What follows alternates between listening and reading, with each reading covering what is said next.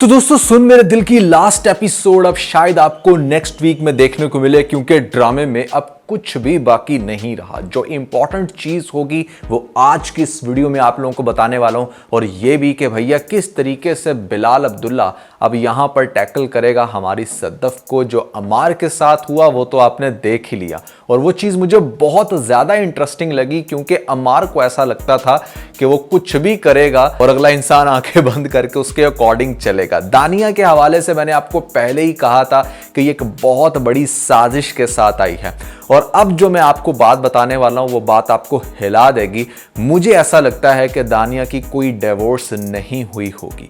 दानिया इस जगह पर यहां पाकिस्तान में सिर्फ आई ही इसलिए थी कि वो अमार और सद्दफ की अलहदगी करवा सकती। ये उसका प्लान था, क्योंकि उसको बहुत जलन थी इस बात की कि कैसे अमार ने उसको ठुकरा कर सद्दफ से शादी कर ली, और कैसे सद्दफ जो उसके सामने रो रो कर ये कहती थी कि उसे अमार में कोई भी इंटरेस्ट नहीं है, लेकिन फिर भी उसी के साथ शादी करती है, बल्कि नाचती है, गाती है, ऐसे मटकती है कि जैसे पता नहीं इसको तो ये कब से अमार जो है वो प्यारा था। कि जिस तरीके से सद्दफ डांस कर रही है, जैसे ये खुशी मना रही है, मुझे जहर लग रही है। और उसी के अकॉर्डिंग यहां पर बाद में आके दानिया ने अपना जहर काला। ऑल्दो दानिया भी कोई इतनी अच्छी लड़की तो नहीं है। हाँ, एक बात है कि वो अपने प्यार में इतनी वाइल्ड हो गई थी कि उसने कुछ नहीं देखा। तो यहां पर उसका आकर अमार का घर खराब करना और उसके बाद बड़े टैके से वापस जाना, ये चीज आपको बहुत ही ज्यादा इंटरेस्टिंग लगी होगी।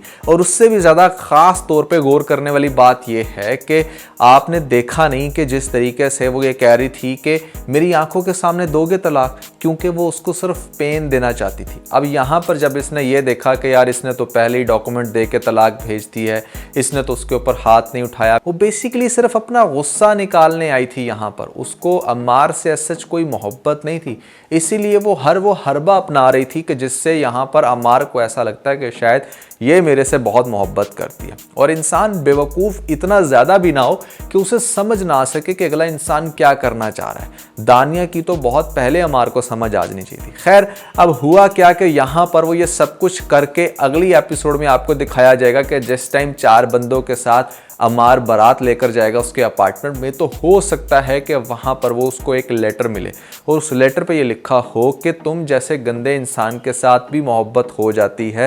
ये बड़ी हैरत वाली बात है। और ये भी कि मतलब तुम जैसे गंदे इंसान को मोहब्बत हो भी जाती है, यानी कि हर तरह से वो इसी को जलील करेगी कि तुम एक ऐसे घटिया इंसान हो कि जो मोहब्बत के नाम पर मतलब किसी के पास भी चले जाते हो, और यहाँ पर अपना घर भी नहीं बचा सके। अंदर से उसको दुख भी बहुत है इस बात पे। अगर आप थोड़ा सा गौर करें तो दानिया की आंखों से आंसू भी आ रहे थे कि जैसे उसने बहुत गलत किया है, बट कहीं ना कहीं उसने अपने ईगो को, अपनी उस जलन को भी तो सेटिस्फेक्शन देनी थी ना।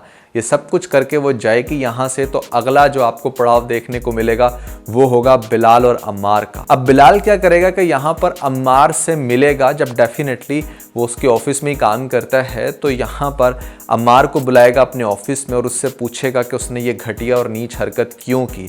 इवन दो कि वो बड़े आराम से सद्दफ को हासिल कर सकता था, लेकिन उसने ऐसा नहीं किया, क्योंकि सद्दफ ये चाहती थी कि वो अम्मार से, यानी कि तुमसे शादी करना चाहती थी। उसने ये बात उसको बताई, और उसको ये भी कहा कि प्यार का मतलब ये नहीं होता कि प्यार आप करो अपनी वाइफ से और जाओ किसी और के पास। मैं उससे प्यार करता था तो मैं किसी और को देख भी नहीं सका। दैट मीन्स कि तुम्हारा प्यार ही खोखला था।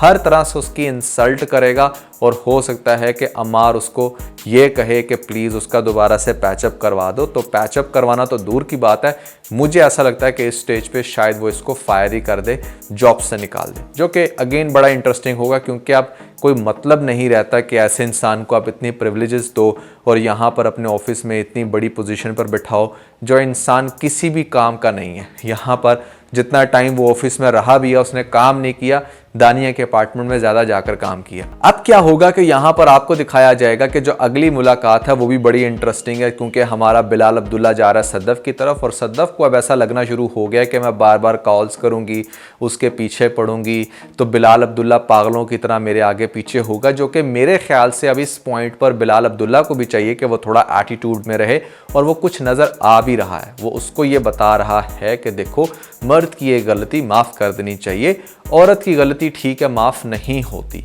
तो आगे से वो कहती है कि अच्छा औरत की गलती माफ़ क्यों नहीं होती। तो बड़ा कमाल का, बड़ा इमोशनल यहाँ पर जवाब दिया, जो कि डेफिनेटली खलीलुर रहमान ने लाइन लिखी है कि उसने कहा कि मेरे बाप ने भी मेरी माँ को माफ़ नहीं किया था, बट उसके बाद उसकी इतनी तकलीफ़ ली कि वो खुद इस दुनिया से चला गया।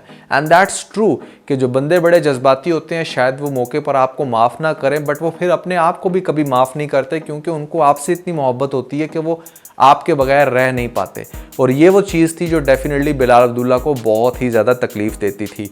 अब उसने ये कहा कि मतलब जब तुमने भी गलती की और तुम किसी और के पास गई तो मैंने भी सोचा कि ख़ुद को मार लूँ, लेकिन मैंने अपने आप को बचाया। और ये चीज़ डेफिनेटली यहाँ पर सद्दफ़ को हिला देगी।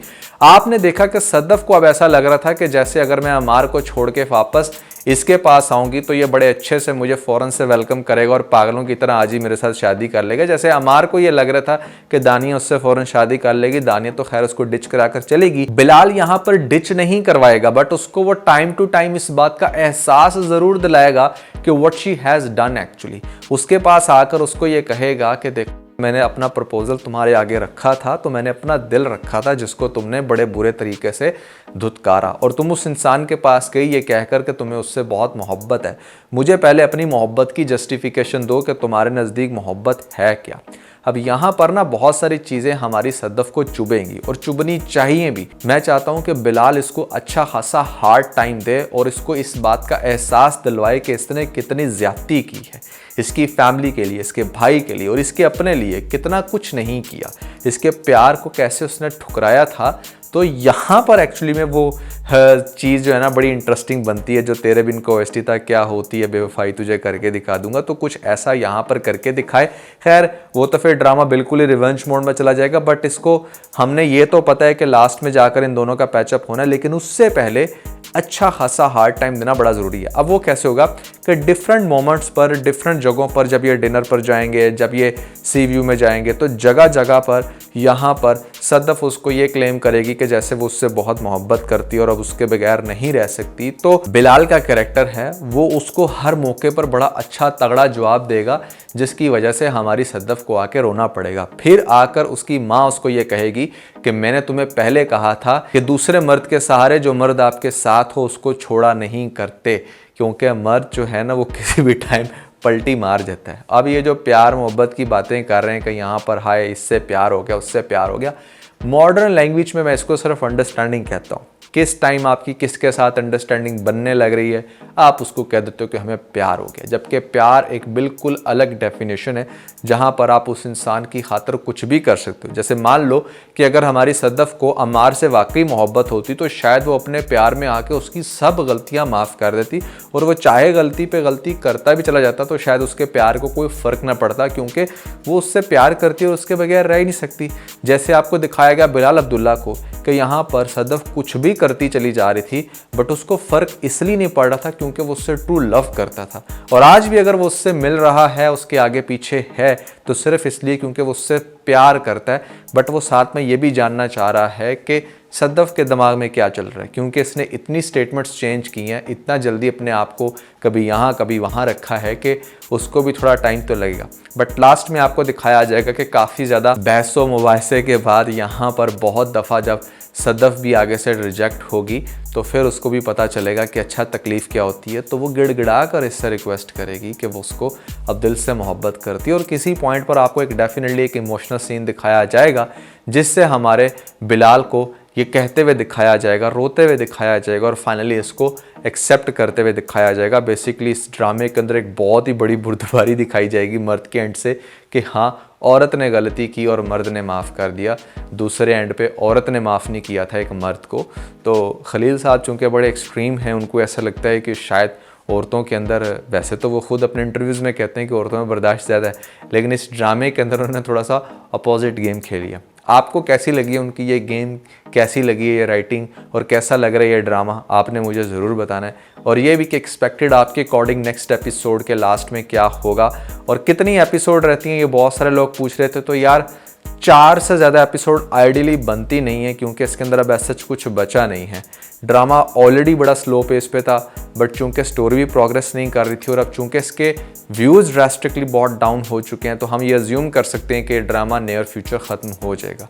आपको क्या लगता है? आप लोगों ने कमेंट्स के अंदर मुझे ज़रूर बताना है, और ख़ास तौर पे ये भी कि अगर आप लोगों ने हमारी लेटेस्ट एपिसोड नहीं देखी दी बोल्ड कपल की, तो ऊपर आपको लिंक मिल जाएगा, जल्दी से लिंक पे क्लिक करके वीडियो देख के अपना फीडबैक हमें ज़रूर दीजिएगा।